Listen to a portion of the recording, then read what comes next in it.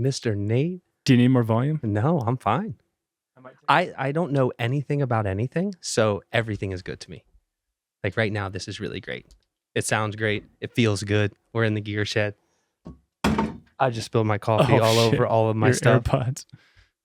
Do you want a paper towel? Nope. I just want to keep her pushing. I'm all jacked up on coffee. That doesn't really help. Kind of jittery.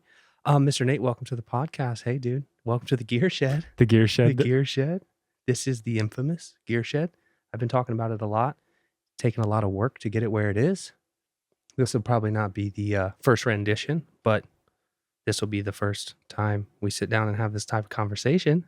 And on the phone, it's a lot different because I'm not looking at you and I don't have a microphone in my face. You know, I'm just walking around my yard pacing and just talking about motorcycles. So I would like, hopefully that this gets to that eventually. But I think there's a lot going on in the electric moto world. Yep. I think we can all agree that it has came along in a way that maybe most people didn't expect for a long time, and it happened very quickly. And with you being here, I think it's a really cool opportunity to talk to somebody who grew up on motorcycles, raced their bikes, obviously. Gas bikes their whole life. And now the only motorcycle you own, and which is how you and I met, is the Surron Ultra Bee. It's a electric motorcycle. And you were one of the first videos that I saw. Really? Yep. When I was looking up Ultrabees, I didn't know anything about them, didn't know what to expect. At that time, it was kind of like not really, I didn't know if I was going to go that route. Yeah. I was just like kind of sussing it out a little bit. Yeah. And I was like, oh, check out this guy's video. And you're like I'm so sorry. You're telling people like how to make the most out of their 1919 setup. It was good information. Yeah. And I think, well, there's a lot of ways people can utilize what they already have. And I think more than anything, like obviously Electrix Moto is why we're here today. And that's my company. And yeah, it would be great to sell more bikes and sell more parts. But I think the truth of the Ultrabee in specific, and then we'll go back to your little brief history, because I think it's interesting how you got here. Most people don't need more than what the bike, and this is going to play into the conversation with you, is like most people don't need more than what the Ultrabee has.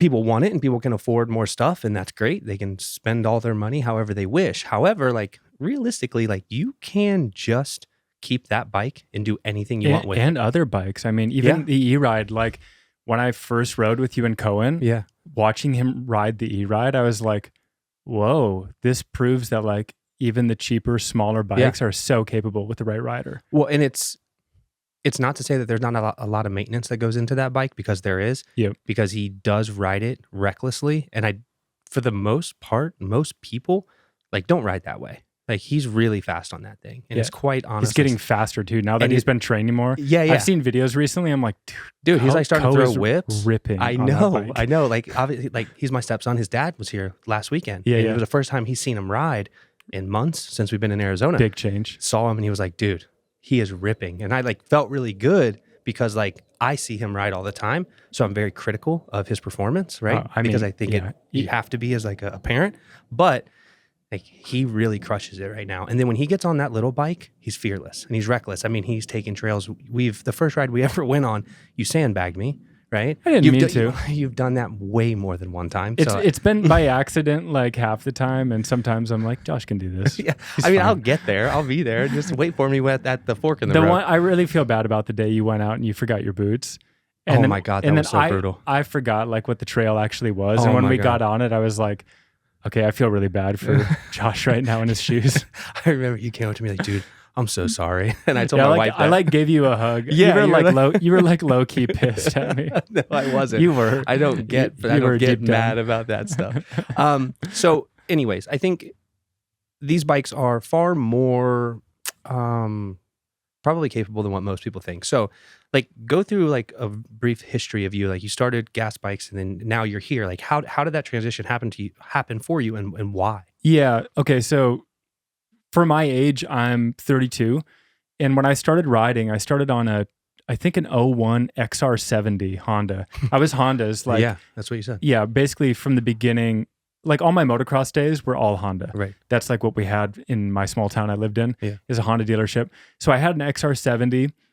And that was just like learning on that. And then I went to an XR100 that my brother had, and then I acquired it, put an FMF pipe on it. Yeah. And I raced in like that was my first racing experience. It was racing it was called the mini non-comp class.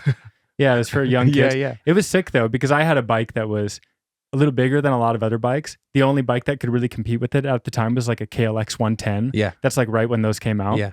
Which are still pretty sweet bikes. Co has one and he beats the heck out of it. They're cool. They're like a pit bike thing. So it was basically a pit bike class for kids who didn't have a lot of experience. Right. And then I just went up the ladder. I had an 85, CR85, an 06. And then I had an 04 CR125. So you skipped the whole super mini thing?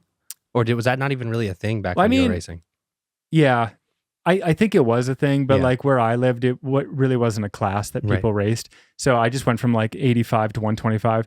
And realistically, I liked that jump. I liked going to the bigger bike because I felt that you have so much leverage over a really small bike. Yeah. And I felt when I got on a little bit bigger of a bike, especially a two-stroke, you really need to know how to ride a two-stroke. You have to know how to ride. It's hard. It's like hats off to Cohen. Like, yeah. I know. I try to. A 125 is like the hardest bike to ride. Literally. And it's the most expensive bike to maintain. I don't know what the stats are on them, but it's like it is impressively more expensive to keep that bike running proficiently. Because you're riding it hard. Yeah, he's riding it hard. I mean, we just had a top end build at 25 hours. He's got a blown fork seal now. I got to get the forks redone. Like he's riding a lot. He's riding a lot, of course, but like at the same time, you don't have those issues on the 250s. But I mean, the 125, especially the two-stroke, the YZ, it's a sought-after bike. So it's cool to see him on it. Yeah. But from a financial standpoint, I would love to see him on a 250. But right now, this is where he is. And honestly, your top-end builds would cost more on a four-stroke. Yeah, though. So it's a toss-up. But after the 125, I went to a 250F. Yeah. I had an 06 Honda 250F. That was the first year, I believe, that they did the dual exhaust thing. Yeah, right. It was sick. A ripper. I like that bike a lot, actually. I think when I switched to four-stroke, I really got confident on riding a bike. I think the four-strokes are just undeniably an easier bike to ride in a motocross scenario. For sure. So I got a lot better at that time. And then after that, I had an 09 CRF 450. And I rode that probably from when I was like 16 years old, which is kind of weird to think about. Yeah. Until I was 18 or 19. And then I went to college, did a lot of like music type stuff. Right. I was doing a lot of like audio work, touring kind of stuff. And I kind of just like left the moto world for a long time. 10 years passed. And then I started doing van life. Sold my house, sold my car, sold like most of my possessions. You're still selling all of your possessions. Yeah, I'm still doing it. I'm just like a terminal, like minimalist kind of person. You just have to sell it. Yeah, every time every week I'm like going through my stuff. Nate's selling some pants on Marketplace. Yeah, you saw those. Yeah, for sure. It's so funny. I'm like, I would try to sell them to you, but you don't look like a 30-inch. No, 32. I'm not a 30-inch either. That's why I'm selling them. But then when I started doing van life, I wanted to get a bike again. And it wasn't going to be a motocross bike. It was going to be more of a dual sport kind of thing. And I ended up getting a Honda CRF 300 Rally. So not a lot of engine, but like kind of a dual sport thing, cheap enough that you could just like keep it on the back of the van out in the elements, ride it as a daily driver. I ended up putting a lot of money into it because I started like getting into riding again. I was like, okay, I'm going to need suspension and all of this protection stuff. Had that for a while, got a 450L. So kind of more of like a half race bike, half dual sport thing. Didn't really like that on the street. Had a KLR 650 for a little while. So it's like you were like searching. You can see like that period. I you were was searching like for something. For a long time. I was really into like the adventure bike thing. I was like, this is cool. Right. Like this allows me to like leave my doorstep and go like hundreds of miles for sure, and go out into nature and still do some techie riding. And after the KLR, I just had that for a few months, and then I was like, okay, I think I'm just gonna like sell the 450 and the KLR and get a Tenere 700. Right. Had that, built it up, really took it into like pretty challenging environments. Yeah, especially for the weight of that bike, no? Yeah. Well, that's kind of what led me into the Ultrabee thing, because I think I got so sick of riding the Tenere and dealing with the weight. I love the power. That engine is amazing. Yeah. I had Stillwell Performance, did my suspension on it. Yeah. That made a huge difference. But the problem was when you would tip it over, to lift it so hard. I can imagine. Because some adventure bikes, they're really like big in the base. Yeah, they're bulky. And it allows you to like kind of half lift it and then lift at the end. Right. so you can kind of get under it with your legs and actually like squat into it. The Tenere was like all or nothing. And it was literally so flat to the ground that the only way to really lift that bike was to like lift the handlebar end. Yeah. And it was like lifting a 250-pound dumbbell. Yeah. It took everything I had to do it. And eventually I just got to the point where I was like, I don't want to do this anymore. One, I'm tired of riding in the street. I think I'm going to like die eventually doing this. For sure. Because it's dangerous. We live in Tucson. Yeah. Well, you live here part-time. I live here. It's super sketchy. Yeah, like people drive really recklessly here. And the roads really suck. Yeah. So part of it was like wanting to get out of just road riding. Right. And part of it was like, I'm not able to go to the places I want to go on a bike right now because of the weight of this thing. Right. And it's not fun anymore. Yeah. It's not fun to be out there with a 470-pound adventure bike. Yeah. Like there's certain things I really loved about it, but like dealing with that weight and tipping it over. I think what happened was I was with my partner Molly, and I was talking about it, and I was just thinking about, I think what I want to do is go to a lighter bike, and I'm either going to go like a 300 two-stroke or like electric. I want to make that move. I don't know exactly what the bike will be. At that time, I think I really only knew of like the Stark as like the capable bike. Yeah, for sure. But then I started researching Ultrabees more, and I was like, this is interesting. People are saying that they actually prefer this for trail riding, and it's a cheaper entry point. For sure. And really my only, at the beginning, I was kind of like, oh, I can get by with the 1919. And then I rode it a few times. I was like, maybe not here. I think if you were on like really packed trails, you could get by with that. But out here, as you've come to realize, big rocks. Well, I think even with the 1919 setup, so obviously what's kind of strange, and we've talked about this before, and that's why I think it's a super good topic. And this isn't like an Ultra Bee podcast, but we both have a lot of experience with them. The first time I took mine out in 1919, I wrecked, and it just hurt, right? Like, was it because you just pushed the front?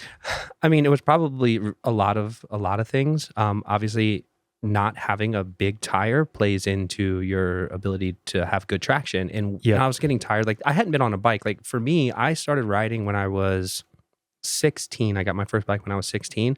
That year, I broke my collarbone.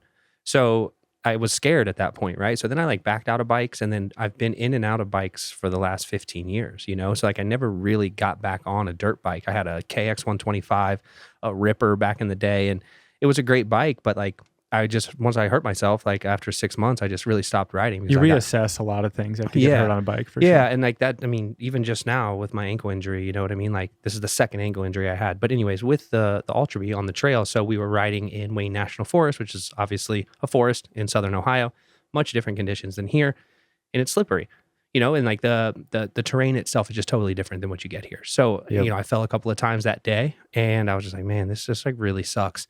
But I think the point is that, I mean, the new Ultrabee, I'm almost certain it's an 1819, it is, right? Yeah, and it's a slightly wider tire, maybe. I don't remember off the top of my head. That makes a big difference, right? That even makes it easier for people to not have to put any upgrades into their bike, because quite honestly, you're on stock everything for the most part. Obviously, you re-geared slightly with a bigger sprocket. You added your stock wheels. Power. Yeah, stock basically power. There are a lot of like additional protection things. Preferences. Yeah, comfort kind of things. But basically stock power, stock batteries. I mean, stock suspension still. Yeah. And like the reason I bring that up, and I think this is really important because this was like a long conversation we got into the other day, is we've ridden tons of trails, and we've actually recently ridden the track a lot together, which has prompted you to get a second battery for the track specifically, which I think is another really good conversation. But I think, having your bike in the places that you've taken it, I mean, you're clearing pretty much every jump, not the big ones at certain things I won't try, but there was that one jump. I don't know if you considered it like a step up triple or something like that. It is. And you're all out. How big do you think that is? 60 feet. Yeah, maybe more. Yeah, I mean, so big that like it took Cohen a while to get comfortable on his 125 hitting it. You hit it basically 40 miles per hour. Yeah, on and Ultrabee. that's the face. Is like it's long. You climb the face forever. And then it takes off. And like and that's the one where you go like underneath the ground, and when you come back up, you're just looking at it and you're like, holy shit. It's cool because it lobs you in a way like a step up's a little bit safer. Yeah. But still, like the run up, is not a joke. And you're coming right out of that corner. Yeah. Like it's gnarly. Yep. But like you've done all of that on a stock Ultrabee. Yeah, it says a lot. 18, 20, it says a lot. It's pushing it to the limits in a lot of ways. It's absolutely maxed out. Let's be honest. Like there's no way. Let's not dance around it. Yeah. You max the bike out, but that's not how you ride every day, right? Like that's not your. If we had a track 20 minutes away, I think we would ride the track probably once or twice a week, right? But we only ride occasionally at the track because it's an hour and a half, hour and 45 minutes away. But watching what you've done with the bike and the capability of the bike and then the places that we take our bikes, I mean, I wouldn't call what we do hard enduro, but I would say it's above a 5 out of 10. Yeah, it's like between hard enduro and pretty heavy trail riding kind of stuff.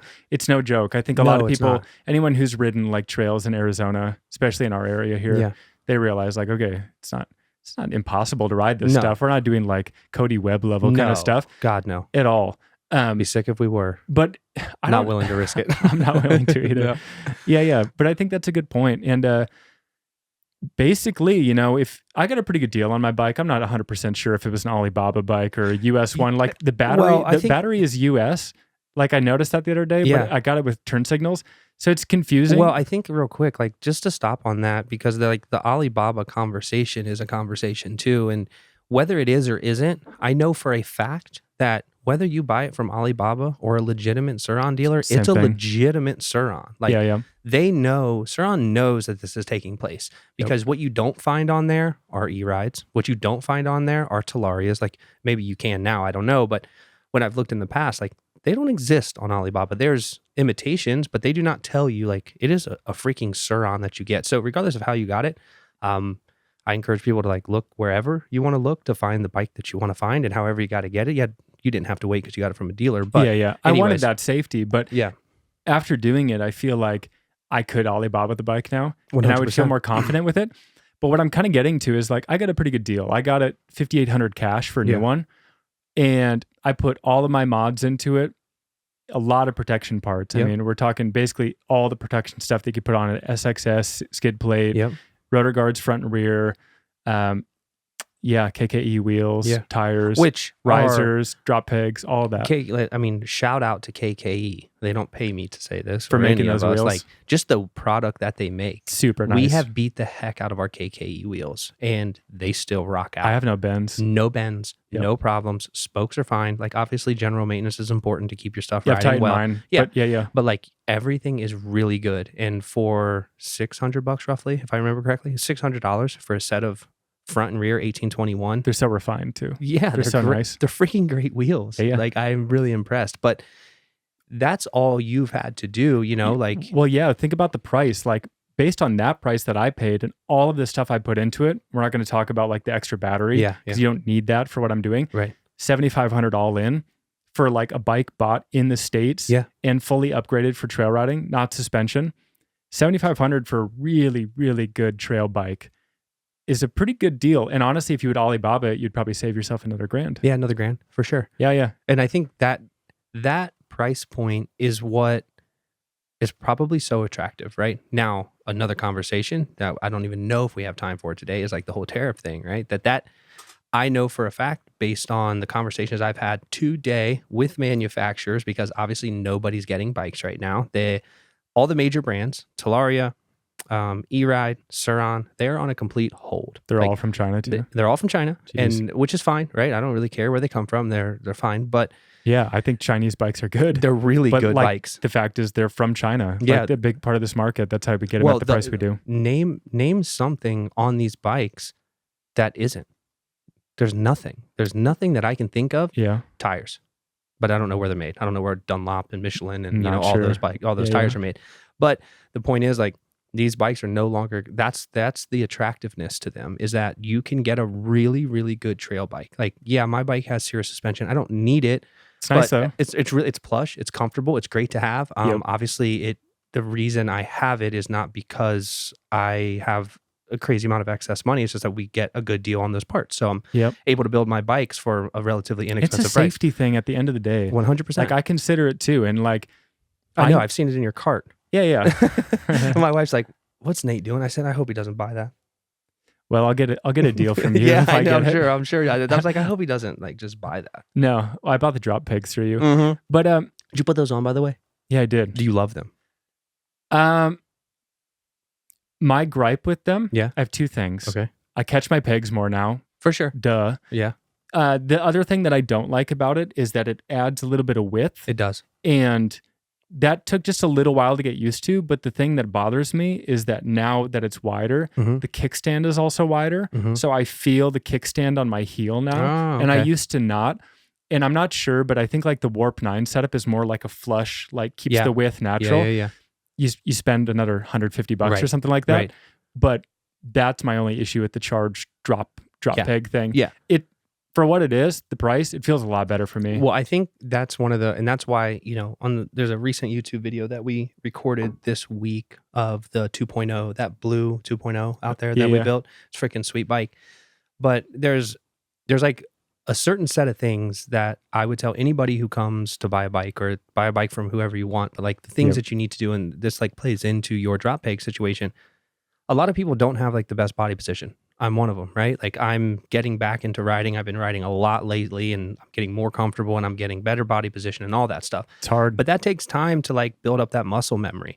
And in my opinion, like when you drop those feet a bit and you raise those bars a bit, it immediately gives a very inexperienced rider. Now, if you go 16, 19 or 18, 21, you put that bike at the right rake and you have a better riding position right out of the box. And you're going to feel more confident on that bike once it's in that position. And that was, part of the YouTube video was like, hey, this is something that I recommend everybody do. I don't care where you buy it. I don't care what brand it is, but like if you're kind of entry level, because in my opinion, the 2.0 from E-Ride, I don't even know if you've ridden one. This one co-rides all the time. No, you have, haven't you? I think you've ridden it once. We took the 3.0 out that day too. That was the one you rode the most. Yeah. And that bike is fantastic. But no matter what bike it is, those few things change the way it feels. And I think as an entry-level bike, generally you get entry-level riders, right? And a lot of people, and this is, a rabbit hole conversation, but the motocross and the industry as a whole is going to survive. I'm not saying it wouldn't survive already because there's a ton of moto kids, right? But it is going to grow exponentially simply because of electric bikes. I believe that. Like it's putting kids on bikes that would have never been on a bike. And that's where your market is. That's how you continue to grow SMX. That's how you continue to grow all of the whole sport is. Yeah, they grow an appreciation for something, and it's an entry point that like actually makes sense from a kid coming from a bicycle, basically. Right. Or a pedal assist like a Super 73 or something like that. Yeah. And we've talked about also the growing concerns of police pulling kids over because a lot of kids are riding in streets, but like, listen, duh, right? Like, I'm getting old, bro. I get it. Like the dude I was just telling you about, the video guy, he invited me to like some ride out. I'm like, bro, I don't like these kids need to just. You have to understand if you're doing wheelies down the road, eventually, like you're just going to shut it down for a lot of people, and kids probably don't want to hear that. And I don't care. Like it is what it is. It's just the truth. Like we're going to have restrictions placed on these bikes, and all the kids in California specifically, they're going to get the restrictions first because you already know how California is with their regulation. Like it's going to cause a problem. We're coming from a different point of view, though. Like you and I are like grown men with a vehicle that we can like take it to a trail riding area, and we like want to go trail ride, and we have the gear to do that, and like the interest and experience in that. Imagine if you didn't have a driver's license, and you didn't have like dirt experience, where would you ride? No, it makes perfect sense. In the streets with no license, yeah, for sure. And I yeah. think like even with Ko, when he takes off on his, and he's does Ko have a license for driving? No, he's only 14. You can get that here, can't you? Or is it 16 here? 16, I think, right? It's 14 when I grew up in South Dakota. It's 16. I'm pretty sure it's 15 and a half, I think, everywhere in the United States. Okay, they probably changed that. But like I tell them, just stay on the side of the road. Like you don't need to be like, you can ride, like no cop is going to mess with you if you're on the sidewalk. If you keep it like under 25. And just keep it cool, man. And once you get to your riding spot, rip out. And then when you come home, make sure you got your helmet on. Like just be courteous to people. Don't cut people off in traffic. Like if you got to wait for the light to change. Like have lights, like signal. Yeah, like if you're going to do something that's don't like ride obvious, in the street if you can avoid it, right? If there is a sidewalk, just ride on that, but just be courteous of people that are on the sidewalk. Now, I feel like you can get by with it if you do that. 100%. But I think that's a really good point. Like these kids don't have a place to ride. So they're riding the only place that they feel comfortable riding and they know how to ride. Yeah. And you got to get your bike there too. And realistically that you have to do actual dirt bike hauler kind of thing. Yeah. You need a pickup, or you need a hitch that can do like heavy tongue weights, right, and do a carrier on the back. So right. it's there's But like you're barriers seeing to like entry. these kids that are coming out that are freaking sending it. They're savages on these bikes, and like that's the future of like where the sport is going to go. I never want it to be all electric. Like I want to say that. Like I don't care. I love the sound of. I hate the sound of Cohen's two-stroke. It's so loud. But I know a lot of people love that sound. Totally cool. But like 450s and like I want the sound and the feel and like especially I love Supercross events. Yeah. But I think there's going to be a shift, and the shift has already happened. It's been happening for a couple of years. I think people are just now starting to catch on. But going back to the Ultrabee conversation, I think anybody who is there is no competition in that sector right now. Not really. Dust is going to be the next thing, but really Dust is going to be competing with modified Ultrabees. They're not competing with the stock Ultrabee. Right. Like value wise, right? Nothing really beats an Ultrabee. I mean, they're talking roughly, if I remember correctly, in the $10,000 range. Yeah. So, and they're talking last update, and it could have changed. It always changes. 25 kilowatts, right? So that's not that. I mean, it's a good amount. It's plenty. Plenty of power. It's plenty of power, dude. Like considering that all we really need for trail riding is like 8. Literally. What do you think? Like daily or drive or whatever the hell that mode is. I would say Eco is probably in the 8 range, 6 to 8. You just think because so? Well, the bike's so heavy. Yeah, so I guess like there are minor differences. Tires. So you think like D is like 10? Because the Sport is 12.5? Yeah, I mean, maybe not even that much. I don't know. But the point is that all it is 12.5 kilowatts max? I think so. Power? Maybe no, it's got to be more. I think it's like 18 or 19. I don't think it's that high. Really? It makes me want to check, but I'm not going to check. We should look. We should look. Grab your phone. One thing that I want to talk about, this is kind of like our general E-Moto kind of episode, right? Yeah. Let's not get into like Ultrabee stuff too much. Yeah. One thing I want to talk about with it is like when you first rode an e-dirt bike, what are the things that really stood out to you that was like fun and different and better than a gas bike experience? Well, for me, I just don't want... So I'm going to talk not about the question you asked first. I'm going to say like, I don't have to do anything. Yeah, it's easy. It's easy. Like I don't want... And that makes it fun. Yeah, it makes it fun. Like if I don't have to worry about... I just charge my battery. I spray my bike off. Probably shouldn't use a power washer. Oil the chain, tension it, check your brakes, check your spokes, and my bike is always good. I go around like once a month maybe and just check all the tightness on my bolts, drop my controller out, make sure all my connectors are good. But outside of that, like I don't do anything. But the part that makes it fun is that I don't really care about the torque. I know a lot of people like the torque is awesome because it's really... You just don't need all of it. You don't. Especially when you're trail riding. You don't need... Like, I find it unenjoyable to ride in sport mode. Like, you don't need all of that. 21. Okay, wow. Yeah. I don't know why I thought it was 15. 25 is the new one, peak. Okay. Yeah. So, yeah, I was wrong with that. So maybe D is like... D is probably like... I would say 15? probably... Yeah, probably 15. But like for me, D is too much in certain situations. And that's why we got that new sprocket to drop that down, change the gearing a little bit. I haven't put it on 52? yet. 52 to 51. I have the 51-inch cool. 51 tooth sprocket. Nice. But I haven't put it on yet. Nice. That's cool. Mm. Yeah, I thought about this question that I asked. Do you have anything else you want to add to it? Like things that you really that stood out that you liked? Well, I would just say the ease of use, and like that's my favorite thing about these bikes. Like I love it's more power than you need most of the time. On the track, you need every single ounce of it. You do. And then you need more battery. But for the most part, like would I prefer 35 or 40 miles of range? For sure. Absolutely. However, after 25, I mean, we're worked. You could smoke yourself in 25 miles. Especially on like a hard trail and you pick up your bike a few times and like, you're hopping on, hopping off. Like you're worked after 25 miles. Depends on where you're riding. Yeah. So there's the answer to your question. Yep. I think the big things that I took away when I first got on it, I was coming from years of gas bikes. I literally never rode an electric dirt bike until I got mine. Yeah. Didn't ride a single one. Really? No, I didn't have access to it. I mean, I That's would have insane. like rented one if I could, but I didn't know like people who owned them. Never rode one until then. So it was kind of a weird experience. Biggest things I liked about it, my first experience, let's also remember, is like on a fully stock Ultrabee. Yeah. And that progressed into like different benefits, right? Right. first thing I noticed was I loved that I had my feet in the right position all the time. Right. Balls on my feet where I wanted to be. You don't realize how sick of like shifting and braking. Well, you never have to move a foot. Yeah. Dude, and I think it's like so understated.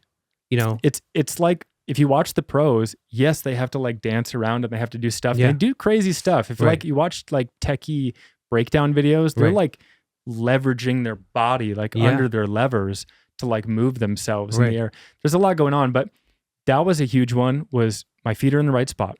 That made a huge difference. Right. Because of that, handbrakes, dude, my rear brake control now, because I have a left handbrake, so much better. I feel like you can just bomb down hills and you can just like, it feels like a mountain bike, but just so built up. Well, and I think, you know, there's so much debate around that, around you just gotta try it. If you haven't given yourself a week to use that on a bike that requires, if you're on a gas bike, actually my 450L had a combo brake. So I had a foot brake and I had a hand brake. And the clutch on the same side? Yeah. How was that managing that? I didn't really like it. Okay, I didn't really use it. I felt like it was nice for certain downhill things. I didn't find that practical. So if you're a person on a gas bike, honestly, I think a handbrake is kind of dumb. Well, you have to balance too much stuff. Who's that kid that races in Supercross right now? I forget his name.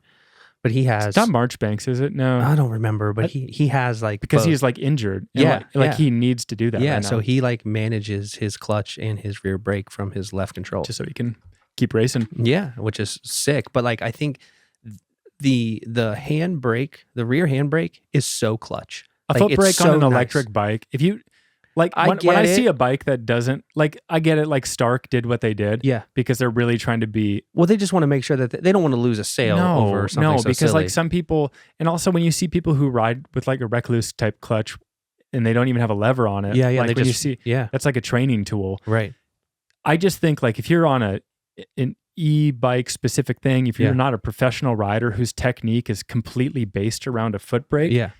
I think a foot brake's stupid. Yeah, like you're gonna get used to a handbrake, and you're eventually gonna be like, this is really convenient. It's so nice. Yeah, dude. Like and for me, you know, especially going back to like less experienced riders, is that it's easier to feel what's going on in your pointer than it is in your boot or in your foot behind your boot, and like you can control it 100%. Like, and you can still lock it up like that. Absolutely. I'm coming from the point of view of an Ultrabee, and I know that those brakes are capable of it. Yeah. I can like lock up the rear brake with my index finger. I will say the rear brake on the Stark is less than ideal. Yeah. It's just not it's not good. It's not good enough. I feel like, I don't know if it's it's Formula. So it's a Formula rear hand brake. Formula brakes on like small E-Motos are bomb. Yep. But this is like kind of trash. That bike's heavy. Like it's heavy. It's going it's going really fast. Like it's just not good. You can still lock it up, but you got to give it give it a nice tug. That might be good in a way. Yeah. But that's the perspective, is the handbrake thing. I think another thing that I really liked was when it comes to trail riding, just being out in nature and not having this crazy loud engine. Yep. One, it's more enjoyable to ride because like you're not scaring nature as much. Right. You're actually able to hear your technique. Yeah. Like I hear my tires, I hear my braking, I hear my traction, I hear my drivetrain, I hear all of that stuff now. I couldn't hear that very clearly over the top of an engine. That's like just such a big noise floor. And I also find that really fun because you can just like stop, take in the view, talk to your buddies, and then just go. And you don't have to start the bike. You don't have to do any of that stuff. Even if it is a button. Yeah, but you don't do anything. It's just so simple to like get up and go. And for trail riding, that's really handy because one, you do make stops like that. Right. That's nice. But also like there are a lot of gates when it comes to trail riding that you have to like go to, get off the bike, kickstand down, push the bike through. You know what I mean? Yeah. To like remove the whole like start, stop the engine thing from that equation. I don't know. It just has I'm an audio guy. Obviously. So I'm super like sensitive to sound. Right. And also I just think like there's something really nice about that, to not have this like loud engine, silence, loud engine, silence. Like you get like the silent part and then it's like, oh, here we go. We're going to start the engine again. And I got to like deal with that noise. Right. I don't know. It doesn't feel like fun to start the engine after you've like had a break from the sound. Like chilling for a moment. Yeah. So the E-Moto has been really cool in that regard. I think the one of the last big things is just the weight and the fun of it. Yes. Because there are fewer things to focus on, I just have more fun. Well, I feel like you can be more in... There's a lot of people that really like being engaged in the bike, not so much the experience. And I'm not saying that's for everybody, right? And I'm not even saying that's how some people look at it, or maybe this is like a revelation, right? For some, but they're engaged in the sound, the clutch, the brake, like that whole thing for them is like part of the euphoria that they receive. And I get that. And I totally get that. I come from having a lot of experience on gas bikes and a lot of really solid clutch control. Right. Like I feel confident on a clutch bike. Right. It'd probably be weird for me to get on one again right now. Yeah. But I get it. I get that whole finesse and technique and like fanning that. It's really cool to be connected to a bike that way. But I will argue that you only have so much capacity to like do so many things on these bikes. And that's why you see a pro who has their body positioning dialed. They have all this technique dialed. They have their clutching, their power delivery, all of that dialed on top of doing like crazy jumps and dealing with ruts and riders and lappers, anything. There's so many factors, but what's cool is when you remove the clutch and the shifting component of that, you get to focus more on your line. You get to focus more on your braking. You get to focus more on your body positioning. I feel like I've spent so much more time doing like real testing things, like dialing in my suspension and that's settings. What you said the other day. You said like I was really paying attention to my suspension, and I, for somebody who doesn't have as much experience generally in bikes as you do, you're like telling me all this crazy stuff, and I'm like, man, like the fact that you can even feel that is incredible, and like you can like it's obvious to me. Like I can feel one click adjustments. 100%. That's wild. Yeah, that is wild, and I think a lot of people like just aren't there, right? And that's fine too. Like because I'm not there. Like I'm still of the mindset, like, if you just give me a bike and give me a few days on it, I'll figure out how to ride it. I don't need to change anything. You can always work around stuff. And also, like, you have the benefit of having Cirrus suspension right now, too, which they'll give you a really good base setting. And honestly, like, you probably don't need to go far from that. No, you don't. The stock one, however, I might be wrong, but I don't know if they even give you, like, a list of recommended suspension settings and that in the manual. I don't know about that bike specifically, but what I do know is about the other bikes that come in that we sell and we service and we assemble. They are all different, like when the way they come. So like I always back everything out to 0. Sometimes it'll be 3 or 4 clicks. Sometimes it'll be 10. Sometimes it'll be 25. Like you never know what you're getting. Huh? Yeah, they're never a consistent base. And you just have to like take it back down and then dial it back up, and then like just like it's a base setting, right? It's a halfway. I just go halfway on everything and let people figure it out from there. And most people don't, and most people will just 100%. They'll just learn jack it up. Yeah, they'll learn to ride that, whether that's good or bad or whatever that is. They'll just learn to ride a bike that, and I think that's cool, right? There's a part of that that's cool. What is, in your opinion, and I think everybody probably knows the answer, what's the one thing what are some things that like you see as disadvantages? And I think there's only one glaringly obvious one, but is there anything else outside of that one that you have seen? Range is, I assume. That's it. Yeah, right. I think range and. I mean, there are certain things that I just don't think I would really enjoy as much on an electric motorcycle. Right. I think range is a big one, but I think if I were to do more like road travel kind of stuff, which is not really totally what we're talking about, but coming from my like adventure bike mind, I think I would prefer, even if they had an electric adventure bike, and it wouldn't take forever to charge it, and you could like travel that way. I think I'm bored enough adventure riding that I like the engagement of having more to do. Like I like having a good engine and like gears and all of that stuff. That's like a part of the experience for me that I feel like I want in that scenario. And then like that and adventure also, riding. And also it's like talking about like my Tenere 700, reliable bike. Can fuel it up immediately. Like just for that job, that's better. For trail riding or just kind of messing around, I don't know, man. I don't know if you really need to do more miles. What's tricky is like, it's the out and back scenario. That's the problem. That's the one we have. Like we want to do Charlotte Gap. We want, not that we can't, but we can only do half of it. And then we have to come back and then maybe do the other half another day. Like, well, we could do a battery drop for me now that I have 2 OEMs, and you're going to get that like that 80 amp hour. Really, like you can do 35 to 40 5-mile rides if you have the cash to invest in a big battery that 100%. costs you $3,000 to $4,000. That's the downside, is now we're getting into the range of like... Now we're almost to that next step. You're almost to the point where like if you, the majority of what you're going to do, or if you want consistent access to 40, 45-mile rides, if you have the cash to drop on it and you really want an electric bike, then you can do it because you have to get a really big battery.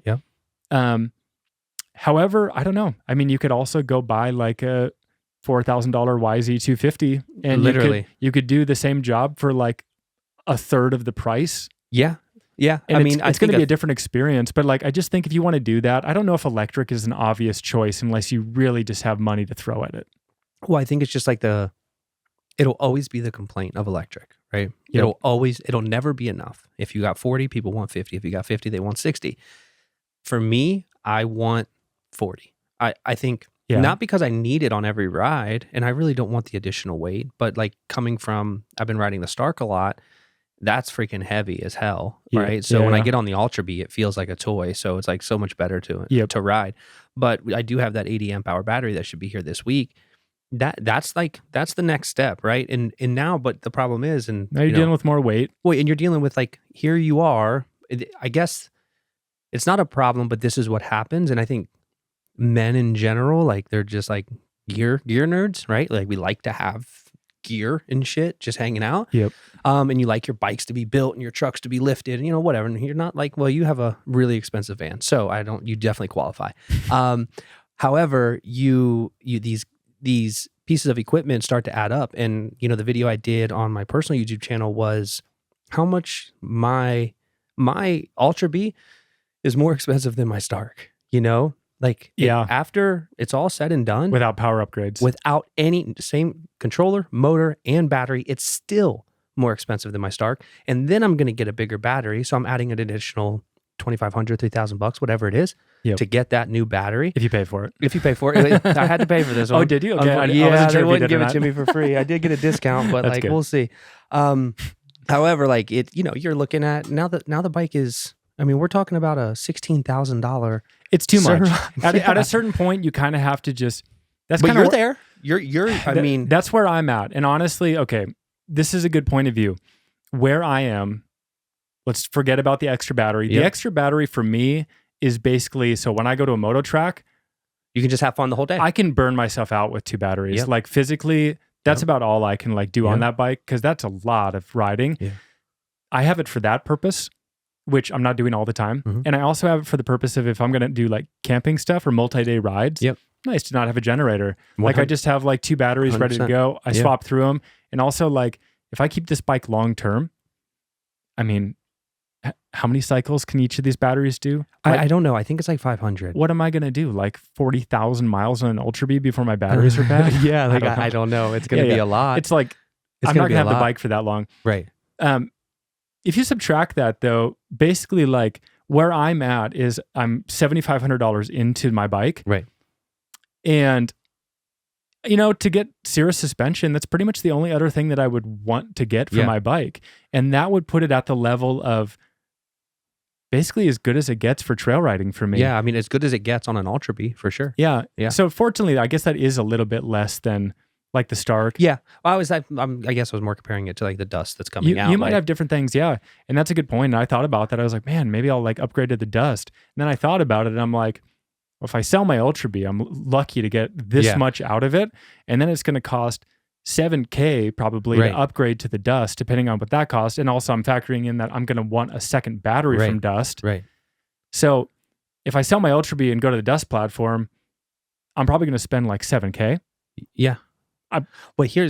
Or I could just put another $3,000 of Cirrus suspension in my bike and call it a day. And then at that point, it's just controller, motor, battery. You already got an extra there. And I really don't care about having more power. No, and for how infrequently I go to the moto track and the fact that like I can hit the stuff I'm hitting. Yeah, and like, we have fun. Yeah, it's safe. It's kind of fun to ride a bike to its like limits. Yeah. Absolutely, I agree. And what's interesting though is like down the rabbit hole of the tariff conversation. I mean, what I know is that on Monday, and I don't know when this is going to be published, but probably by the time you see this, it'll already have happened. Done, yep. just one of the manufacturers that I spoke with today is going up like $600 on their bikes, right? So from where? From what manufacturer? No. What? We don't need to say that. What price point is it at now? Well, I just give it away. Basically $5,000 going up to $5,700. Yeah, $600 increase that on their won't bike. Totally turn people away, but that's but my point is $750 is a lot of money that you could put toward aftermarket, and your Ultrabee just increased in price or value.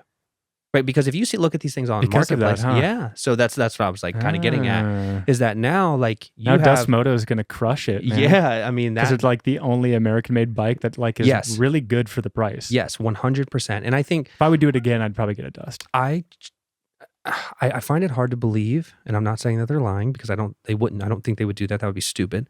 I just don't know how they're going to meet that weight ratio. I think they're trying to come in at 200 pounds. I think they're above it. Are they? Yeah, I've listened to some interviews and they tried to do that. Yeah. And I think it's more going to be like 220. Yeah, I mean, just the Cirrus, because Cirrus is putting kits on all of their bikes. So that's going to come with Cirrus. Oh, so I didn't know it was Cirrus. Bro, it's going to be the best. No, is it actually Cirrus now? Actually, well, last time I talked to Cirrus, it was going to be Cirrus. Okay. Unless something changed. No, early on, I think it was... I might be wrong, but I think it was like KTM forks and like a YZ85 shock. Yeah. In the early stages. Yeah. So yeah, that must be new. Yeah. Well, I mean, Cirrus is they're changing the game, and from what I understand, I don't know this because I haven't talked to them. But they're supposed to be coming out with forks for all the small bikes. Jeez. Like once that becomes an option, it's going to be expensive as hell. I think Cirrus is like, dude, they got it dialed, and there's for such what a cool it is, story. I think it's worth them. it. I mean, people will look at that and they go, $3,000. Wow, that's a lot of money for that. It's like, yeah, but also I've had like my stuff revalved for like $1,500. Yeah, and yeah. I mean, we're taking the fact that you get all of the components to bolt onto the bike, and you get to like sell your stock stuff for whoever might want that. I mean, people buy it, right? Yeah. And always as a backup if something happens or you need to get your shock service, whatever. But a company who goes above and beyond to do like a proper install video, those guys are the GOATs. Yep. Because you could set your iPad up. Listen, I've changed my forks and my shock on my Ultrabee in my garage by myself, and I hadn't touched a motorcycle in 10 years. Like I haven't physically worked on one in a long time. Their videos helped you? Dude, literally step by step, everything was perfect. No parts were missing. Everything was dialed. It mounted right up. I've never touched it since the first time I installed it. Obviously messing with it, but yep. It's literally perfect. They've taken so much time, and there is such a cool story there behind Cirrus that most people do not realize. Yep. And I'm super excited to have one of those guys on because they work for different people before. Yeah, and they're going to be able to tell it like way better than I can. Yep. It's just so cool to see that, like the transformation. And one of the things when I started Electrix Moto, and we were like, okay, we started this as an opportunity just to recoup a little bit of money because Cohen's racing is not cheap, right? And we spend a lot of money in the summertime. We're going a lot of places. Yeah, if you're going to put energy into moto, you might as well make a little bit of money. Yeah, and I'm like, how can I do this? And I've always been interested in the E-Moto stuff. And it's marketing. I mean, you pull up to the track in an Electrix Moto trailer every time. Have some bikes to show people. We do it every time we go, don't we? I've been with you twice doing it. Yeah, and it's like everybody comes up. People come up, they talk about it, and they're like, really? It does that? Yeah, and it's that and good, they're freaking wild that they see us out there on the track on them. And it's not a Stark, right? It's fun, dude. It is fun to be on a little Ultrabee and just riding with 450s and passing them. Yeah, and a lot of that is a skill thing. Like I can't keep up with a really good rider on a 450. I don't have enough power, but it's fun to be on like a little electric bike and just be like, dude, it's so cool. So and fun. I think that's like being able to do the thing with Electrix Moto. Like it's just kind of evolved into something where the reason I decided, and this is the truth behind why Electrix Moto is a thing. I talked to Graham, which is one of the founders of Cirrus, and he showed me this chart. Obviously, these guys are not dumb. They've worked for really big companies who have done this before. Yep. And they had this whole flow chart basically of the growth of the electric dirt bike industry and how it's going to propel power sports into, the next 10 years and the market cap and market share that it's going to hold just on the electric side. Yep. And when we were talking about that, and he was explaining to me and showing me the charts and graphs that they had put a ton of money into doing market research to figure out it before they left their major brand to go open this company. Yep. I was like, okay, this is a good direction. Yeah. I mean, and it's panning out to be a good direction. It's really, really busy. It's a lot of fun. However, it's definitely I did not expect it to be what it is. And like the growth is just continuing. They have great ambassadors too. Mm-hmm. And like Josh Hill showing. Yeah, their like arena cross bikes are freaking sick. There was like a Cirrus in like 2025 Ultrabee event that was like an arena cross race. Did you see that? Yeah. All Ultrabees. That was cool. Yeah, well, it's really cool. And I think there was a guy who reached out to us. How long have we been on? Let me see quick. Yeah.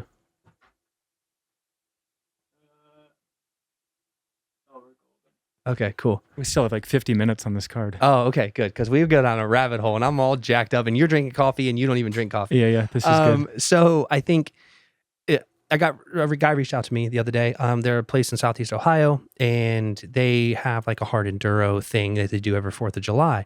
And he was like, hey man, we're putting on this, like we're going to have an electric class. We would love for you guys to just like, you told me that you wanted to get some bikes in Ohio. Dude, for like my goal with Electrix Moto, and like now that I just want to have a race team. Cool. Like I just think it would be really fun to travel around the races. Join. Yeah, I would love to have you, by the way. That'd be fun. That would be fun. Like I would love to have a race team where we have 10 bikes, or I don't know how many you need. I don't know anything about a race team. Like, but I know people who do, and I could get that information. Yep. But what I would like to do is that would be the end goal. But you have these guys in Southeast Ohio who wanted us to come out and like support, and it's like hard enduro, and he was like sending me pictures and showing me videos. Yep. It's gnarly, dude.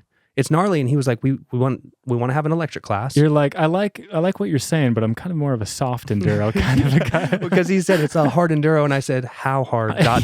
question mark. And he said, "It's hard." And I watched their videos, dude. It is gnarly. I'll still race it. I don't care if I win. It's just an experience. Like me and Cole will go out there and beat the bikes up and have a great time, and it'll be a lot of fun. But just support the electric class, right? Like, I don't necessarily care about anything else. Like if people don't get behind and like support the electric classes, and like I don't think the AMA is right or wrong. I get their point and like what they're trying to do, and like the X Games, like I understand the physics behind an electric motorcycle and why it can perform better in certain areas. I think it's the whip thing. I think it's like the snapback effect. Yeah, for sure. So like you can just throw it more vertical, and because you have that much power to like spin it back. I haven't thrown a whip since I was like 17, and even then it wasn't that big of a whip. And so I've only done it on accident. I don't have a lot to say, but who's the dude that was on Gypsy Tales who did it on the Stark last year? Black hair. I can't remember his name. Thomas. No, not that guy. Not that guy? Someone else. I don't remember. He's cool. He's a cool guy. He was explaining like the process of it and like the benefit of having the Stark. I get it. Yeah, and I watched like a full YouTube video right when that whole like thing came out. And it was a big deal. Yeah. But they got to give him a place to compete. And like listening to Anton is his name, the Stark CEO guy. Oh, yeah. Is that his name? I think it's Anton Weiss or something like that. He like how they're like being required because of their power to put more weight on the bike, and like there's a lot of things that are. It's silly, and I think a lot of it is probably because of like major manufacturers. Well, yeah, it's a conspiracy, and I'd love to get into that. Do not have anything to compete with yet. Nothing, and they're also probably like putting a lot of money into these things. I mean, when you see tough blocks that say Honda on them, you can bet that Honda's putting some money toward advertisement in that race. Sure. So like they have some say in this, and I think things will change when they like have a product that's out there. As far as I know, the only real disadvantage to a Stark Varg on a Supercross kind of track is the whoop section. Yeah, and that's what everyone says. I don't totally understand it. I think it's maybe a physics thing. I'm assuming. And there's probably something because I think a lot of people with their whoop technique, they're using the clutch on top, and I suppose you can't like do that. Right. But beyond that, I suppose like there aren't a lot of disadvantages. So no, and I think it would just be cool to have like I guess the point of all of it is that being able to support electric making its way. Now I understand like so another place that's up in Michigan, they do enduro cross, so super cool. But they have a class, like an electric class, and it's not like an open class. You can only be like outdoor or stadium. It's outdoor. What is it? Okay, yeah, it's outdoor. Cool. It's only in the summertime. Obviously, Michigan's cold as hell in the winter. But they there's only like 3 bikes, like KTM, the Free Ride, Stark, and then another bike I never heard of. Those are the only bikes that are allowed in that class. And I was talking to him. I'm like, hey, like I'm not trying to like tell you what to do, but I'm just saying like if you as a race venue open up another race, although it may not be AMA sanctioned, right? That's fine. Just get people there you will get more people to show up because they don't exist yet. Like Florida's kind of leading the charge with their electric classes, and more people are showing up. There's a lot of, I know there's a lot of modifications in gas bikes too. People bore the motors out and they're doing, things that they probably shouldn't be doing. I'm not saying in the pros, but like in Cohen's class, like everybody's cheating somewhere. It's like really sad, but that's just the way it is, I guess. Probably like, a few big bores out there, huh? Yeah, for sure. And they're all like jetted and like, it's crazy. They're all running all this crazy shit and they're kids, right? But just opening that up, giving people an opportunity to come out there, even if it is like if it's a small bike class, it's a small bike class. Yeah. If it's a light B and a 2.0 and a thrown serpent. And also like do something that's not like enduro for everything. 100%. And make it like, it doesn't have to be a full on track, right? Like it could be definitely a track. But I would love to see like a arena cross that's like maybe a little tamed down for like more amateur kind of riders. Like that'd be fun. Personally, that's like what I would want to go ride because I think like that bike is actually most fun on that kind of environment. For sure. Like a really tame arena cross, supercross kind of vibe. Personally, I'm not so worried about like the competitive environment of these bikes. Like I think it's cool to document and like to do that stuff, but I don't know. Maybe things will change when like it's actually like mainstream. And it'll change when the major OEMs have a seat at the table with that. Like, and that's just what it is. And it sucks for Stark, right? And it sucks for other brands that want to compete at that level. And I don't think anybody is prepared to do that outside of Stark and with like financially and otherwise. Yeah. But I think, having those people there would just change perspective for sure. And like, because right now you're still kind of like gatekeeping a bit, and which is okay. I understand it's a business. There's probably a lot of money in that business, and like they want to continue to like keep making the money they're making, Yeah. But it will be cool to see. I'm really looking forward to like even the vet track at Motoland that we ride, and we love that track. I mean, it's not that great, but it's freaking awesome. It's awesome. I love it. It's awesome on an e-dirt But like bike. a toned down version of that, maybe just a little bit smaller. Like that third tabletop's probably a bit too big. Which one's that in the back? Yeah, in the back. No, it's good. No, but I'm saying like for like the smaller bikes. Yeah, sure. Yeah, so like if you have like a 15 kilowatt bike. But it's also a tabletop. So it's kind so of you like... can pop off. And, yeah. Like if you can't hit it, don't hit it. Yeah, but I think it's just cool like that style of track, and they just have... Do they do that at Motoland? Do they have no, like they should have an all-electric class. There probably just aren't enough people to do it yet. Well, they don't think. But I think now it comes down to marketing, right? If you build it, they will come. Yeah, I feel like very confident in the marketing aspect of that because I know how many people are in Phoenix, and there's a lot of them, and I know how many E-Motos are in Phoenix, and I know how many kids, almost every single kid who Cohen races with has an electric dirt bike. Maybe you should lead that then. And honestly, it's just a lot of work. Yeah, but honestly, it could just be as simple as like creating some content and being like, just like one race. Motoland, vet track, all E-Moto day. Yeah. This day. Yeah. And get as many people who need to sign up, and they'll just like hire some track crew and do it. Like I don't want the money. I just want to see it take shape because I think they would be astounded of how many people that are there on Saturday, Sunday practicing would be there on like a Friday night race. Do you think a lot of the kids or adults who have these bikes would feel comfortable on a motocross type track? I come in from the perspective of like, when I rode the Ultrabee on a track, that was my first time being on a moto track in like a long time, 14 years. And you just happened to be there because we were going. Yeah. And I was curious about it. Yeah. And it like came back to me surprisingly quickly. Yeah. Like the first day we were there, I like hit most everything. And then the next time I was there, I was like, try some more things, just get faster. Well, but I just wonder how like comfortable people who don't have a moto background would be doing that. Cause you could probably have a lot of people like breaking their legs out there too. Well, that's why I said like tone down that third tabletop. Not because like if you can't hit it, I think it's just intimidating. And you're right. Yeah. There might be some people, I think just everything, because you don't know who you're going to get to show up and you don't want people getting hurt. Yeah. Right? But I think the fact that it's a tabletop and then they don't have to modify it means just like, if you're not comfortable hitting a jump, don't hit it. And like the person who starts the event announces stuff, says that to people. It's like, this is not about the glory of this, is just for fun today. Yeah. And like, if you don't feel comfortable doing something, just don't do it. Yeah. I just think, and the more, there's a spot that Cohen races at a lot in just in Ohio, and they have an awesome facility. It's Route 62 MX. If you're ever in Ohio, ride that track because the dude loves it with his whole heart and soul, and he's just a fantastic human being, and like he really takes care of it. But they have an indoor arena. That's cool. Where in the winter they run like indoor races because obviously you can't do it outside. Keeps them going, keeps some money coming in, and they're the only place really that has it. But my thought is like when we go back this summer, like getting with them and just saying like, hey, I know it costs money and maybe it doesn't make sense, but just like kind of level this out. Let's make this a little bit more mellow because it's still for big bikes.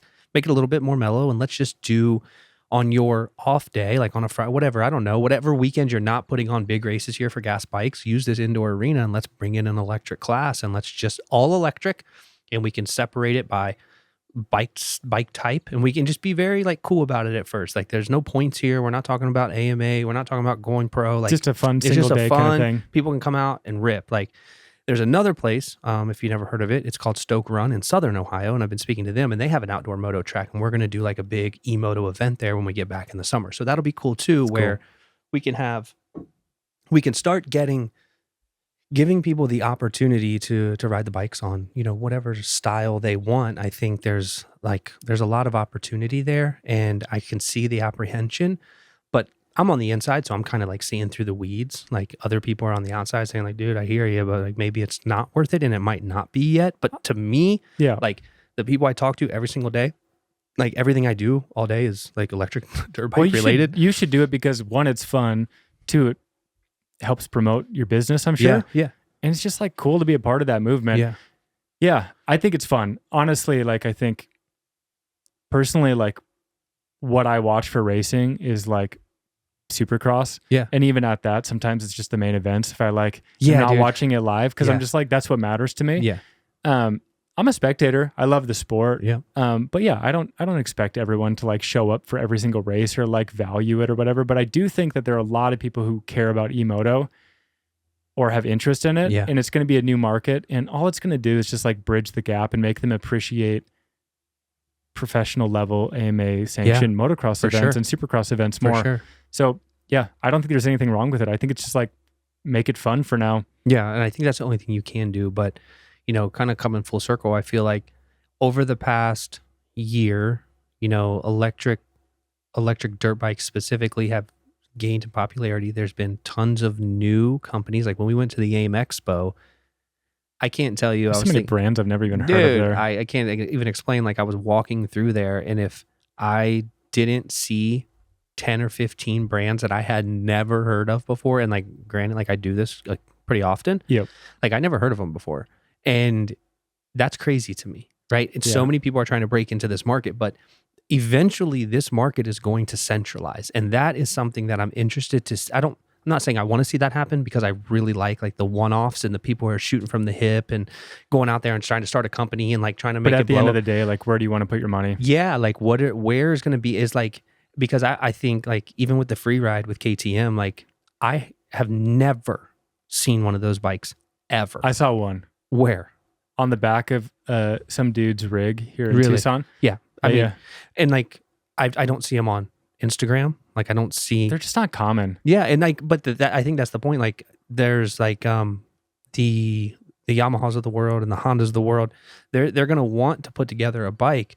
Like Stark is the blueprint for big bikes, right? But there's a lot of small bikes. Like could you imagine, I was telling Cohen this the other day, how fucking sick would it be if Stark had the Varg, like the Varg, whatever, mini, not mini, but like more of a they kind of do Ultrabee need size. To make a mid-size, Well, and I think that's what he was kind of hinting to, right? Like when he was on Gypsy Tales podcast, like there's probably more coming, but I'm sure it's a funding issue, and like we got to make sure we don't get They're hammered. focused on making the best bike possible right now, and which they are, which is cool, 100%, because that thing is a piece of jewelry. But I think if they had like an Ultrabee competitor, they would kill it. Like if they had an 85 size and and I'm sure they'll get to that eventually. Yep. But that changes the game, because that literally gives a real deal motorcycle in every single class. Yep. And now like, I mean, what you could probably get, I'm assuming that if they came out with mid-size, we'll call it would be around freaking 10 grand, right? Probably in the same in the dust arena. Yep. So, I mean, now that's really realistic if you buy an Ultrabee for $7,500, if that's like a normal price. I think that's all they really need to focus on. All these manufacturers, say like Honda comes out with something. Yeah. I want to see their race bike and have that be something that you can tune to either like be equivalent to a 250 or a 450. Right. I want to see that, but I also want to see the mid-size that's more for people who are trail riding and want to have more fun, and it has a swappable battery. That's another thing that's a huge, to me, I actually really value that. I think that swappable is always better than like 240 volt, 3.5 kilowatt charging, right? Because you kind of need some special stuff to make that happen. You need a specific generator, specific plugs. You got to have the power available to charge your Varg from 20 to 80 in 60 minutes. And that's a ton of power to get. But I think, what do you think has been the limiting factor and the reason nobody has built another midsize? There has to be something. Is it a sales volume thing? I mean, we're starting to see them now, right? Dust is one of them. What's the other brand that just came out? Benel? Yeah. They're going to have a midsize that, to me, I looked at the specs on the battery, and I don't think I would. Technically, their bigger one is like kind of between midsize and full size. Yeah. But their smaller one, I looked at the specs on the battery. From my math, I don't think that's actually going to be that useful for someone like me. Right. I think it would need a bigger battery. Why? Yeah, I'm trying to think of like why someone. There's another company called Riderado. It's like play on Ride Colorado. It's another. I haven't done much digging on it, but I know it's midsize. But like the Ultrabee just stands there all by itself. I think it's a really hard thing to beat, because honestly, like a lot of people probably look at the midsize market with the Ultrabee, and it's like, how do you really make something better for that price? And in its stock form, it's not like, I'm looking at a 19-inch wheel over here right now. In its stock form, it's not what I would want to buy, but it's amazing as soon as you put an 1821 on there. What it does. It's a completely different machine. What width are you riding on the back? 110 or 100? Okay. Yeah, I'll save it for the Ultrabee video. Yeah, okay. Yeah. And so, but then, continuing on the midsize thing, like that throne bike that we were talking about, and I don't know if you watched that video. I don't know if you. I've watched a lot of your videos, and have you seen how much that bike weighs? No, how much? 272 pounds. That's the big one. That's the one that we were talking about. Is we have one. We're going to get one. We're going to test it. Yep. But we don't have it yet. It's not. It was like April. Now it's August. Who knows, right? Yeah. But the point being is that's heavier than the Stark. Like there's nobody's going to buy that. Like if nobody's going to buy that, which really sucks because I was super hopeful, like that they were going to come out with. It is going to be a complete rocket ship. However, like nobody's going to ride that thing. Yeah. What I think is happening is, there are a lot of bikes coming out that are going to be fun. They're going to have a lot of power. They're going to make you smile. Right. But at the end of the day, when you're doing serious riding, if you're really putting a bike to its limits, I wouldn't do what I'm doing on an Ultrabee had I not seen someone like Josh Hill do a little more. Yeah. You know what I mean? For sure. Like, I mean, that shit sells. Because I've seen that, I know that like this is not going to fail me when I overjump. I actually overjumped that step up that I was talking about. Yeah. I landed like, not total overjump, but it was like the last 5 feet of the landing. Yeah. I rocked my Ultrabee so hard that it was like error codes, like 0% battery and things were flashing. Yes. And I had to like unplug my battery and controller. Yeah. And it was fine after that. But stock suspension Ultrabees, like you can do that and you will survive as long as you don't like bail. Yeah. You're going to survive that. So what I think about that is like, I know that the Ultrabee is a cheap bike. Yeah. Relative to a lot of these other ones, Yep. but I know that it's capable of doing that. I have no idea if that throne bike would hold up to any of that stuff.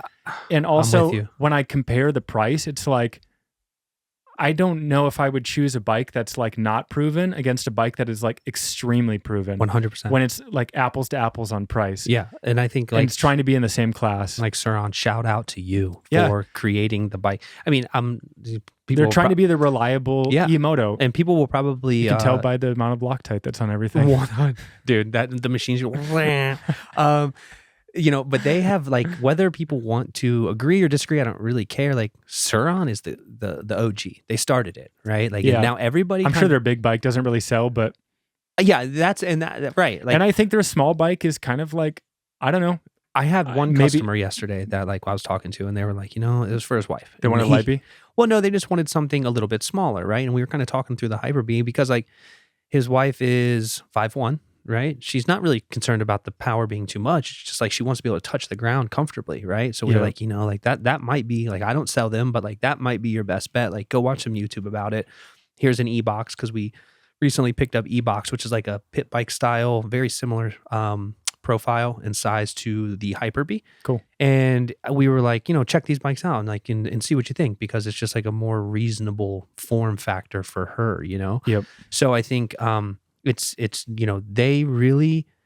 they created what this is, and where it has gone, I don't think anybody really assumed that it would take place in the way that it has. Yep. And now we're at this weird point where if tariffs take hold, I had talked to a manufacturer yesterday and they said $100 per unit. I was like, oh, okay, no big deal. I talked to the guy today, $600 to $700 depending upon the bike per unit. Yep. So it's like there's greed in there too. I'm not saying somebody is or isn't greedy, but there's room there for interpretation.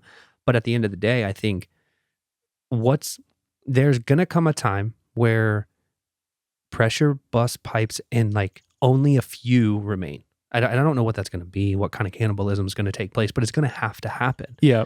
And because I think it's just the too prices many are going options. to even out too. I mean, Yeah, we're going to see wild swings. Fortunately, the Ultrabee is so reasonably priced if you go the Alibaba route. Yeah. That like it's still going to be cheaper than some of these other options, even if you like pay with the tariffs and whatever.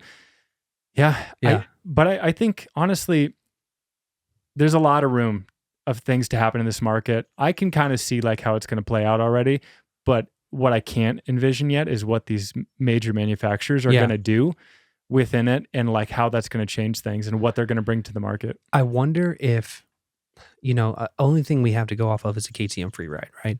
I mean, the CR Electric has like, I've never even heard of it. Oh yeah. Literally didn't know it existed. Trakenard did a race on it. I don't think it went super well, but like that's what I'm saying. Honda's been pretty public about their like, their work on it, and like, yeah, it's not a final, ready for the showroom floor kind of thing, but they've been like testing publicly with it, which is cool.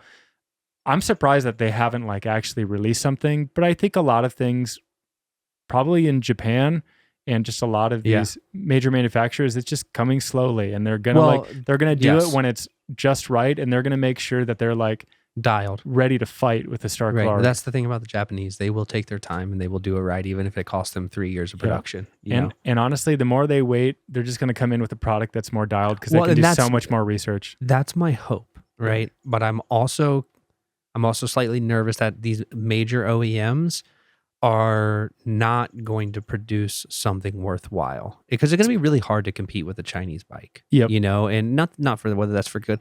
If I could go and buy a comparable YZ 125 or whatever, EX 125, whatever the hell they would call it, like I would do it just to do it and just to see how they have that mod kit like on the Yamaha that you can dump that in. Yeah. I think, what you're getting from these more expensive options, your Stark Varg is no different, is you're getting a chassis that is designed to do professional level riding. Yeah, which I do not do, for the record. Yeah, but like, that's what you're going to get. Yes. And that's what, like, I don't quite have that with the Ultrabee, and I don't need that all the time. But if I were riding on a track more, you can bet that I would want that kind of bike. For sure. And I wouldn't get anything less than that. Would you ever consider the EX? I know it's let's take price out of it, because I know like that's prohibitive, right? Yep. But would you consider, because you can throw a plate on it, comes with blinkers, you're off the road, you're on the road, like that really, now obviously range is still a problem. They say it's a 20% greater I'm sure increase. It's better than what I have now. Yeah. I've thought about this. Yeah. So we got to wrap this episode up soon too, because we're going to die on battery. Well, let's do it. It's been a good one. But the EX for me, currently my partner and I live in an apartment. Oh, that's right. This is the reason you haven't done it. I have a few things. That's not the only reason. So number one for me is I don't have a garage. Right. I cover my bike with a really nice cover. I lock the hell out of it. I have I have like 4 levels of security on my bike. Like, go get another bike if you want to steal bikes. Like, mine is it's not even worth the time. Mine's not the one. Right. Like, that's good, right? Why I have the Ultrabee over a Stark to begin with, just a regular Stark, is because I do that, I don't want to put the battery out in the elements. It gets cold here. It gets really hot here. Yeah. And I want my batteries to last as long as possible. I don't want to have any failures with that. So I need a battery that I can pull out that immediately removes the Stark from my list, because I want to be able to take my batteries inside. However, if I were to get a garage, it's a tough thing. The way I see the Stark EX is I see it as like super capable. I personally don't really care about having like a dual sport ability these days. Yeah, especially with a bike that is like already limited on range. Yeah, you don't want to burn like 10 miles on the way. I'm not trying to like connect to the trail. Right. Like I'm not going to put 20 miles before I get to Reddington out here or something like that before I go ride, because then I just have worse range anxiety. Right. So even if I had the EX, technically you need to be licensed to go up and down the main road in some of these areas. So for a trail bike, it is actually probably better because it's going to be legal for people. Right. Whereas most people without a licensed bike are actually just going around the law, and they're going to get fined eventually. Right. The other component for me is I don't really like the weight. I find it, I find it more fun if I'm doing like harder trail stuff. However, like the EX, if I was leaning more toward moto stuff and then like 50-50 moto and trail, the EX could be a really cool option. Yeah, for sure. And if I wanted to like commute a little bit on it, actually might be really nice too. I think it's a little heavy. Oh yeah, for sure. And I think the seat height's a little tall. Yeah, and it's it's supposed to be comparable to like a normal moto bike, and I've done that before. But after riding the mid-size, I think I just have a little bit more fun on that size. The other thing is that I don't crash a lot. You know that about me. Yeah. Like I can. The first time you saw me crash, I was like, "Oh my god, he's human." yeah, that's exactly what you said. I don't crash often, but when I do, it sucks. I crash. Yeah, like I that one day you like pulled out and you're like, I can't ride up front anymore because I'm gonna get hurt. Yeah, I was pushing too hard. I had Cohen behind me on a 125, and I was like, and I had my tire pressure and my suspension set wrong for that day because I was like trying to ride it too stiff. Yeah. Anyway. What I'm getting to, and you said it already, the Stark Varg is a really, really nice, refined bike. Yes. And it's probably really painful to crash that thing. It sucks. If you crash on a moto track, you don't really break that much stuff. No. When you crash on rocks, yes, you are like, you are damaging stuff. 100%. You are scratching your swing arm, your suspension. Yep. Brake levers are gone. Yeah. To me, because it is such rocky terrain here, I think I personally would rather have an Ultrabee kind of bike because I just personally, I don't know, I'm not like completely made of money. Yeah. I could afford the EX. Right. I just don't think I would want to like make that move for that reason. I think it's a really nice bike, but because the battery can't be swapped and because I just feel like I'm going to beat it up and I'd feel really bad about doing that. Right. I've owned bikes like the Tenere or something like that. That's an expensive bike, especially when you build it out. There comes a point with me, with how much I put into a bike, where I start feeling bad about crashing it. And I know in the back of my mind, value's going down, value's going down, value's going down. I like to have a bike that's cheap enough to the point where if I crash, I'm like, I don't care. It's not about the value on the back end. It's about the experience now. Right. And that amount of money that I've invested into it, I could lose the bike completely tomorrow and I'd be like, it was worth it. Yeah, for sure. And I would do it again. I always, the way I look at all of those things is how much battery do we have, by the way? How many percent? It's kind of more on like a bar basis. Great. 5 more minutes. 5 more minutes. Okay. So, I look at everything in a level of fun, right? So if I spend $10,000 on my Ultrabee, did I have $10,000 worth of fun with that bike? And that's how I look at everything in my life, which is like not probably the best way to do it. No, that's how we should be rating this stuff. Yeah, like it's like if that bike gets stolen or catches on fire tomorrow, I'm gonna be like, I had $10,000 worth of fun with that bike, or $13,000. I mean, way more than that. Like if you think about a thing, if you want to go take your family to do anything, and whatever that is, right? Maybe it's just an indoor water park, okay? For example, you know this world because you're a dad. Yeah, dude, that's like $1,200 for like 2 or 3 days, maybe more. Really? Yeah. So like, I'm such a dirtbag. Was that like $1,200 worth of fun? Yeah. No, right? But I mean, the kids loved it. Maybe it was. Yeah, but the point for that is, many people. So like, if you gauge everything that way, right? But to your point about the Stark, outside of the swappable battery, I get that. But like, I don't know if you've been paying attention to Marketplace recently. Now that this EX is out, people are dumping the MXs. Because $9 grand. $9 grand. And, I bought my new just because like I'm rather impatient and it was there. And it was like, so it was all good. I still peace got of it for mind to get way something less. new. And it wasn't touched, right? All right. If I had a garage. Yeah. And if I were to do this all over again. Yeah. And if I saw a Stark Varg going for $9K I'll that was in good condition. Yeah, I'll send you the link. Yeah, sure. I would totally entertain that. It's like, totally how do you beat it at that point? It wasn't that way when I got into it. And also because of my living condition, that doesn't quite align. Yeah, it just doesn't make sense for you right now. And I get that. There are more things you need. Like if you're going to go to the track, you need a generator. So why don't, and I mean, it's probably a pain in the ass to do this, but I mean, we were just in your van a minute ago while you're getting all your gear and your bed flips up out of the way. Why wouldn't you just pull your bike in there and like just... I've done it. Okay. Yeah, it's just... I mean, it's not like temperature controlled or anything. No, well, just to store it in there. Well, like, yeah. It's like you don't even have to risk it. It kind of, I did it in the beginning. I never did it when I had the 1821 setup on. Yeah. I did it pretty much the whole time I had the 1919, and it was cool, and it was pretty easy, but it was kind of like, it's already annoying driving a van as like a daily driver kind of thing. It sucks, yes. So having like a bike in the back, now it's making it hard for me to even like utilize the stuff inside the van. I don't know why I even brought that up. No, that's a good point of view though. Like I could store it in there, but honestly, like it makes my van is more usable without the bike in there, obviously, because I have like the bed and I have the couch and I have all the ability to do that. But also on a security level, I feel better about it being outside locked up the way it is.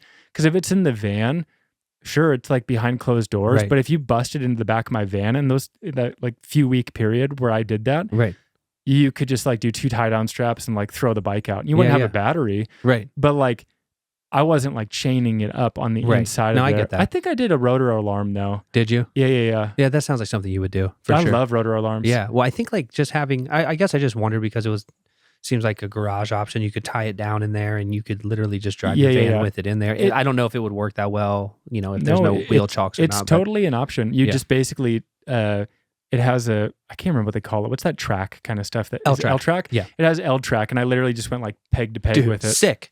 So sick. So like, obviously we just talked about we're selling our van and we're building a moto van, right? Yep. Specifically moto. Gonna go all L-track.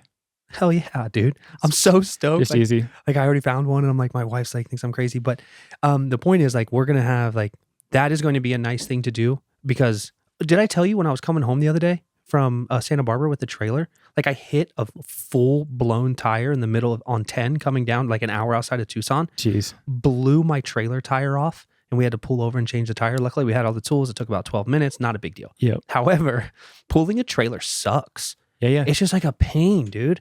Like but if you don't pull the trailer, you don't have security on your bikes, right? So anyways, he's getting antsy about that. I'm getting anxious about the flashing battery. Right.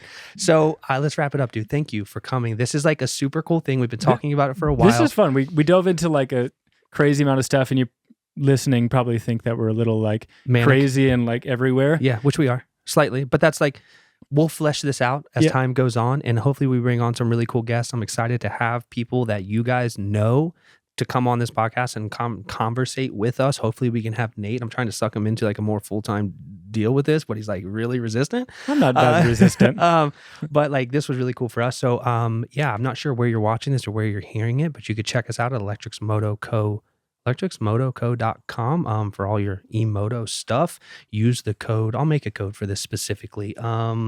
Let's see, what is this podcast? Put it in the show pod notes. 5. I'll put it in the put it in the show notes for you guys to check out. And I appreciate everything, dude.